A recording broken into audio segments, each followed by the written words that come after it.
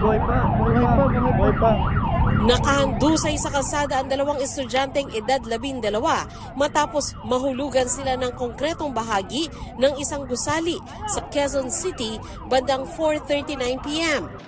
Naglalakad daw sila noon pauwi sa kanilang bahay mula sa eskwelahan. Wala silang malay ng dalhin sa ospital. Nakita ko yung maya bumagsak na yung debris. Kitang-kita ko po yun na paano tumama yung bato, debris sa ulo nila. Hindi na po nakabangon yung dalawang bata. Isa sa kanilang kasama na kapareho nila ang edad, nagtamo naman ng sugat sa braso matapos makatakbo. Sa paunang ulat ng Quezon City Police District, dalawa sa mga biktima ay kambal at ang kasama nilang si Carl Baldonado. Isinugod ang mga bata sa Capital Medical Center kung saan namin nakausap ang magulang ni Carl.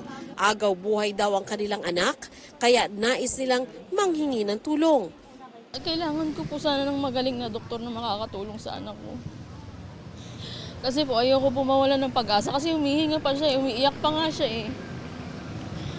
Gustuin ko man siyang tulong, wala naman ako magawa. Wala na po ako maisip eh. Kagulat ako eh, pumakasok lang yung anak ko eh. Hindi ko alam na magkakaganyan siya.